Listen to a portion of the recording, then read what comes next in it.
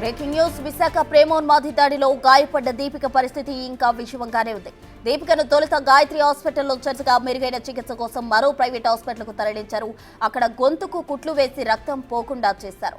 ఇవాళ దీపిక తల్లి లక్ష్మి మృతదేహానికి పోస్టుమార్టం నిర్వహిస్తారు. ఆ తర్వాత బాడీ బంధువులకు అప్పగిస్తారు. ప్రస్తుతం నిందితుడు నవీన్ ను వైజాగ్ పోలీసులు విచారిస్తున్నారు. నిన్ననే పోలీసులు అతన్ని శ్రీకాకుళం సమీపంలో అదుపులోకి తీసుకుని వైజాగ్ కు తరలించారు.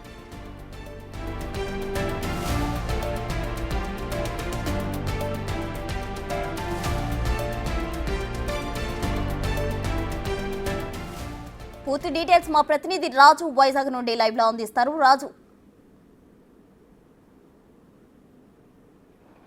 ప్రేమోన్మాది దాడిలో గొంతు కట్ అయిపోయినటువంటి దీపిక ప్రస్తుతం ఒక ప్రైవేట్ ఆసుపత్రిలో చికిత్స పొందుతున్నటువంటి పరిస్థితి ఉంది. ఆమె పరిస్థితి ప్రస్తుతానికైతే కొంత విషమంగా ఉన్నట్లుగా మనకైతే సమాచారం అందుతుంది. గొంతు కట్ అయిపోయినటువంటి నేపథ్యంలో ఆ వైద్యులు ఆ కట్ అయినటువంటి ప్లేస్కి సంబంధించి పూర్తిగా ఆ కుట్లు వేసి ప్రస్తుతం రక్తం అనేది బయటకు రాకుండా ఉండేలాగా ట్రీట్మెంట్ చేస్తున్నటువంటి పరిస్థితి ఉంది. నిన్న గాయత్రి హాస్పిటల్లో ముందుగా కొంతసేపు ట్రీట్మెంట్ చేసిన తర్వాత సీఎం చంద్రబాబు హోంమంత్రి ఫోన్ చేసి మాట్లాడి మెరుగైన వైద్యం కోసం ఒక ప్రైవేట్ హాస్పిటల్కి తరలించాలని ఆదేశాలు జారీ చేసినటువంటి నేపథ్యంలో ప్రైవేట్ హాస్పిటల్కి తరలించి నిన్న సాయంత్రం నుంచి కూడా చికిత్స అందిస్తున్నటువంటి పరిస్థితి కనిపిస్తుంది. అయితే ప్రాణాపాయ ప్రమాదం ఏమీ లేదు, కానీ కొంత ఆరోగ్య పరిస్థితి విషమంగా ఉంది. గొంతు కట్ అయింది కాబట్టి రక్తస్రావం ఎక్కువగా జరిగిందని వైద్యులు అయితే తెలియజేస్తున్నటువంటి పరిస్థితి ఉంది.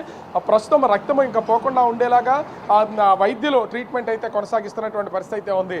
ఈరోజు దీపిక తల్లి ఇప్పటికే నవీన్ చేతిలో కత్తితో దాడికి గురయ్యి గొంతు కట్ అయిపోయి మృతి చెందినటువంటి లక్ష్మికి సంబంధించి విశాఖ కేజీహెచ్లో ప్రస్తుతం అయితే పోస్ట్ మార్టం జరుగుతున్నటువంటి పరిస్థితి ఉంది. మరి కొద్దిసేపట్లో పోస్ట్ మార్టం పూర్తయిన తర్వాత కుటుంబ సభ్యులకు మృతదేహాన్ని అప్పగించే అవకాశం అయితే కనిపిస్తుంది. తండ్రి అరణ్య రోదన ఇంట్లో లేనటువంటి సమయంలో ఇద్దరు ఇంట్లో ఆడవాళ్లే ఉన్నారు.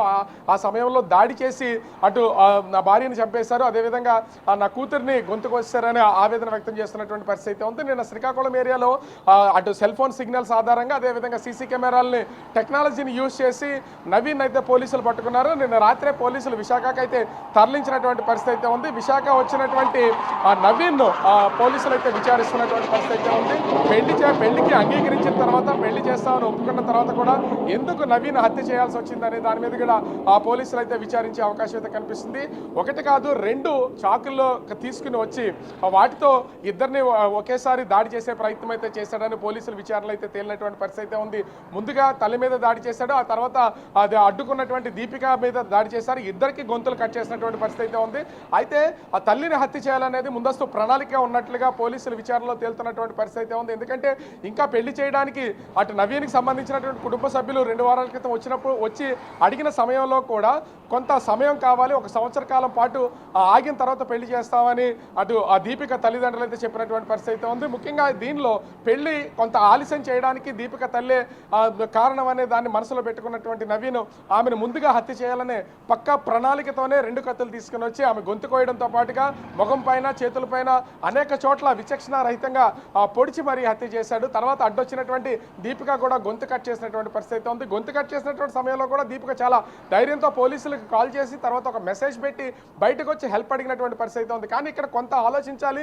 బయటికి రక్తం కారుతూ గొంతు కట్టాయి రక్తం కారుతూ బయటకు వచ్చిన అమ్మాయిని కూడా చుట్టుపక్కల ఉన్నటువంటి వాళ్ళు సహాయం చేయడానికి కొంత నిరాకరించి భయపడినటువంటి పరిస్థితి ఉంది. కానీ హుటాహుటిని చేరుకున్నటువంటి అటు ఎంవీపీ ఎస్ఐ భాస్కర్ రావు మాత్రం ఆమెను వెంటనే తీసుకుని ఆ బైక్ మీదే తీసుకుని అటు గాయత్రి హాస్పిటల్లో జాయిన్ చేసినటువంటి నేపథ్యంలో ఆమె కొంత కోలుకున్నటువంటి పరిస్థితి కనిపిస్తుంది. కొంత ఆరోగ్య పరిస్థితి విషమంగా ఉన్నా కూడా అటు దీపికకి సంబంధించి ఇంకా 24 గంటల తర్వాత పూర్తి స్థాయిలో కోలుకునే అవకాశం ఉందని అటు వైద్యులు చెప్తున్నటువంటి పరిస్థితి ఉంది.